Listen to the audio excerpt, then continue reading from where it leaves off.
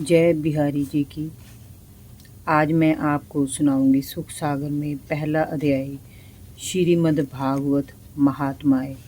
ओम नमो भगवते वासुदेवाय।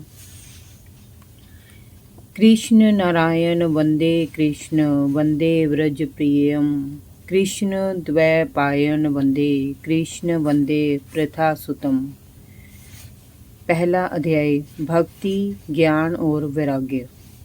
सच्चिदानंद रूपाय विश्वोत्पत्त्यादि हेतवे तापत्रय विनाशाय श्री कृष्णाय वयं नमः। सच्चिदानंद रूप भगवान श्री कृष्ण को हम नमस्कार करते हैं, जो संपूर्ण विश्व की उत्पत्ति, स्थिति और विनाश करने वाले तथा आध्यात्मिक, आध्भौतिक व आध्यात्मिक ताप त्रय का हरण करने वाले हैं। पौराणिक युग में एक बार शौनक आदि 88,000 ऋषिवर नैमिषारण्य में एकत्र हुए। वहाँ श्री वेद व्यास जी के पौराणिक शिष्य सूत जी विराजमान थे। उन ऋषियों ने सूत जी से प्रार्थना की कि वे कोई ऐसी कथा सुनाए जिसमें लीलामय परमेश्वर की भक्ति, ज्ञान और वैराग्य का समावेश सर्वाधिक हो। इस घोर कलयुग में संसारी व्यक्तियों के लिए ज्ञान उस राक्षस के समान हो गया है जो क्रोध, लोभ, मोह और काम को ही सदैव भड़काता है, जिसकी वजह से मनुष्य हर पल हर घड़ी दुखी रहता है। आप कोई ऐसा चरित्र हमें सुनाएं जिसे सुनकर हमारे हृदयों में भक्ति का संचार हो और हमारी प्रीति श्री हरि चरणों में हो।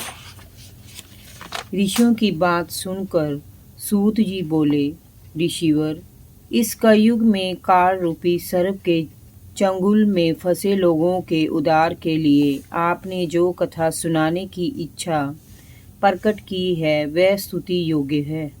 मैं आपको वह कथा सुनाता हूँ जिसे श्री सुखदेव जी ने राजा परीक्षित को सुनाया था।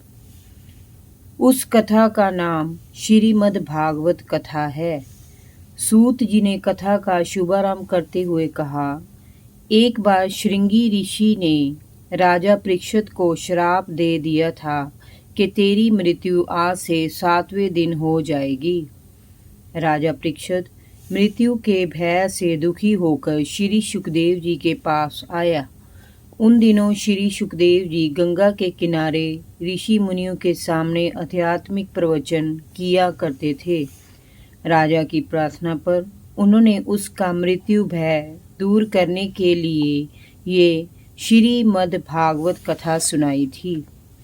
जिस समय श्री सुखदेव जी कथा सुनाने के लिए तैयार हुए, उसी समय स्वर्ग के देवगण अमृत कलश लेकर वहां उपस्थित हो गए और सुखदेव जी से बोले, ऋषिवर, आप ये अमृत पीकर अमर हो जाएं और हमें कोई सुंदर कथा सुनाएं। इस पर श्री सुखदेव जी ने देवताओं से कहा, इस अमृत को पीकर तो लोग देवों की भांति अमर हो जाते हैं। ये अमृत हमारे किसी काम का नहीं है। स्वर्ग में आयु का कुछ पता नहीं चलता। वहाँ ब्रह्मा के एक दिन में 14 इंद्र बदल जाते हैं। तुम्हारी इस अमृत से तो वह कथा अमृत के समान है जिसमें भगवान श्री कृष्ण का चरित्र है और जिसे सुनने के उपरांत मनुष्य जन्म तथा मृत्यु के आवागमन से मुक्त हो जाता है। महाराज परीक्षित भी इस कथा को सुनने के इच्छुक हैं। ये कथा सनक आदि ऋषियों ने नारद मुनि को 1 सप्ताह के भीतर सुनाने की विधि बताई थी। आप भी यदि सुनने की इच्छुक हो तो विराजें। सूत जी की बात सुनकर देवतागण तो वहां बैठ गए, पर शौनक आदि ऋषियों ने श्री सूत जी से पूछा, सूत जी, नारद जी तो 2 घड़ी से अधिक नहीं रुकते नहीं, फिर वे 7 दिन एक स्थान पर कैसे रुके रहे? सूत जी बोले, एक समय सनक, सनंदन, सनातन और सनत कुमार नामक चारों ऋषि भाई घूमते हुए बद्री का आश्रम में आए। वहां उन्होंने नारद जी को उदास बैठे देखा तो पूछा कि आज वे किसी मानसिक चिंता में डूबे हुए हैं। इस पर नारद जी ने उन चारों ऋषियों को प्रणाम कर अपनी चिंता का कारण बताते हुए कहा कि इस कलयुग में वे चारों ओर घूम फिर कर आए हैं तो उन्होंने देखा कि हर तरफ आपाधापी मची है। सत्य का पालन, पवित्र तपस्या करने का व्रत, दान और दया सभी लोग छोड़ चुके हैं। अपने माता पिता का कोई आदर नहीं करता। सभी अपने अपने स्वार्थ और संसारिक मोह माया में उलझे हुए हैं। सभी अपना पेट भरने में लगे हैं। बात बात में झूठ बोलते हैं। साधु सन्यासी ढोंग करते हैं। सभी पैसों के लालच में कुछ भी करने पर उतारू हो जाते हैं। सर्वत्र अधर्म और नीच कर्मों का बोलबाला है। ये सब देखते हुए वे जब मथुरा नगरी में यमुना किनारे पहुंचे तो वहां एक स्त्री को उन्होंने रोते हुए देखा। उसके पास दो बूढ़े अचेत अवस्था में पड़े थे। कोई भी उस स्त्री की सहायता करने नहीं आ रहा था। उन्हें देखकर वह स्त्री बड़ा दुखड़ा सुनाने लगी। वह कह रही थी कि वह भक्ति है और ये दोनों अचेत पड़े उसके दो बेटे ज्ञान और वैराग्य हैं। यहाँ आसपास जो 3 स्त्रियां बैठी रो रही हैं, ये गंगा, यमुना और सरस्वती नदियां हैं जो मेरी सहायता के लिए यहाँ आई हैं। मैंने द्रविड़ प्रदेश में जन्म लिया था। कर्नाटक में मैं सियानी होकर दक्षिण में रही। वहाँ से चलकर मैं गुजरात पहुँची और वहाँ मैं बूढ़ी हो गई। लेकिन जब से मैं यहाँ वृंदावन में आई हूँ तब से मैं फिर से जवान हो गई हूँ। परंतु मेरे ये दोनों बेटे ज्ञान और वैराग्य कलयुग के पापों की अग्नि से भस्मीभूत होकर अचेत हो गए हैं। इसी से मैं दुखी हूँ। मेरे पुत्र तो बूढ़े हैं और मैं जवान हूँ। ऐसा देखकर संसारी लोग मेरी हंसी उड़ाते हैं।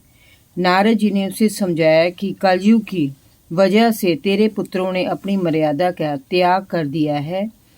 भाव यही है कि कलयुग में भक्ति के द्वारा ही परमात्मा का साहचर्य संभव है। ज्ञान वैराग्य को कोई नहीं पूछता। राजा परीक्षित ने भी दया करके कलयुग को छोड़ दिया था। इसी का परिणाम उन्हें भुगतना पड़ रहा है। दूसरे लोगों को भी धर्म कर्म छोड़ देने के कारण दुख उठाना पड़ रहा है। केवल भजन कीर्तन के द्वारा ही नारायण को प्रसन्न किया जा सकता है। कलयुग का यही धर्म है। इस युग में तो ब्राह्मण दान लेकर भी प्रायश्चित नहीं कराता। सभी के मन में क्रोध, लोभ, काम और अहंकार भरा रहता है। नारद जी की बात सुनकर भक्ति ने कहा, ऋषिवर, आप धन्य हैं। मुझे बड़े भाग्य से आपके दर्शन हुए हैं। आप सभी का दुख हरने वाले हैं। आप कोई ऐसा उपाय बताएं कि मेरे ये दोनों पुत्र ज्ञान और वैराग्य फिर से युवा हो जाएं। इससे मेरा दुख छूट जाएगा और मुझे फिर से जीवन दान मिल जाएगा। मैं आपको बार बार नमन करती हूँ। कृपया मेरा दुख और क्लेश दूर कीजिए। जय जय श्री राधे। बांके बिहारी लाल की जय।